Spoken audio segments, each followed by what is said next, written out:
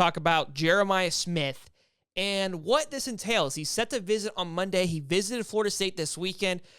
I do have some concerns about Jeremiah Smith because he said this weekend that Mike Norvell is the greatest coach in college football. I don't know if we want somebody that has that kind of mindset. Clearly, he's got some things he's got to work out. I don't know what he's looking at, but what's up, Smith? You know what I'm saying?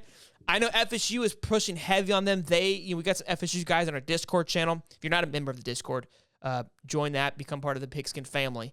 I think it's like $2 a month to become part of the Discord, and we do giveaways and whatnot. We've got fantasy football coming up that you can be a part of as well.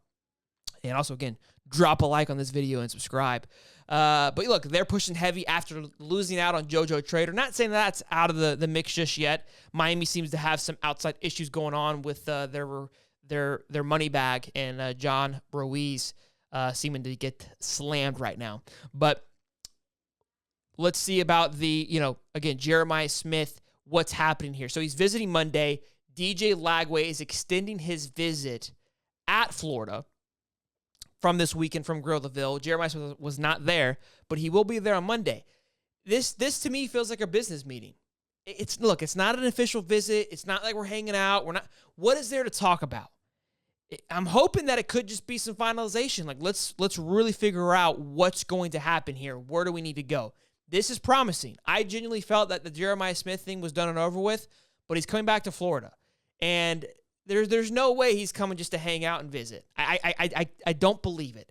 I think there's some final discussions on possible NIL deals, seeing like, hey, look, this is what Ohio State's offering me. This is what Florida State's offering me. Here's some of the things that I need.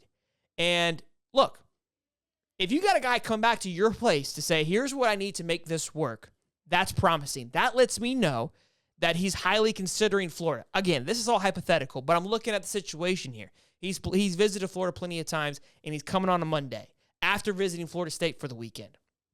It's a business meeting, and DJ knows that, and we've got to close here, boys. And I'm loving that we've got another opportunity here. If we're able to close in on Jeremiah Smith, we're going to hop into the calculator a little bit later on because we know we like to do that here. And we've got a few other guys that we're honing in on as well. The class, again, is looking to be elite. They talked about it again from this weekend at Grill at the Ville. A lot of the players are like, look, this class is going to be exciting. We're excited about it. Josiah Smith was talking about landing a top 20 prospect and cornerback, which we're going to get into here shortly. So these guys are hungry. They're chomping at the bit to land an elite class. And look, I think Fletcher Westphal, he's definitely a big component to that class as well. We had him on the show where he spoke about, look, we understand that this coming up season may not be the flashy season that everybody is hoping for, that we the fans want, because we want, gratification right now. But we're bought into the process. And I think this Grill in the Ville this weekend, we talked about it again in the past show. It isn't being used for future, like, pulling in recruits. It felt like it was a solidifying event plus extra future. Like, I'm talking 2025 and 2026 guys. When in the past, it may have been a recruiting time where you were trying to bring guys in that were on the fence. Last year, that's definitely what it was used for. This year, it felt like it was a part of the bonding experience, which he spoke to in his State of the Union address, right? Where it's like, look, we're having guys sleep with random roommates. We're having them do these quizzes.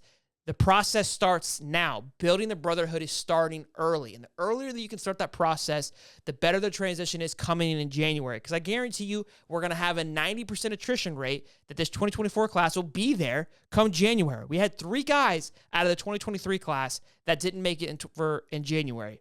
I wouldn't be surprised if we have, 2 to 3 who don't make it for whatever reason. Those things I don't have the answer to. But this class, I promise you, they're getting the same thing. They're going to be there in January, which is just you're getting ahead of the curve. It's small baby steps. It starts with the Grill at the Ville, right? Friday Night Lights is where it really starts. That had a small portion of guys come together, meet, hang out, chit-chat, etc. Then you got Grill at the Ville, and then you're there in January. By the time they get there in January, they are in sync with one another. Now, they're not all just a bunch of studs showing up in the middle of June saying, trying to figure this thing out. They are already in the Gator process, which has to excite you, which has to show you that the process where this is heading is really, really good.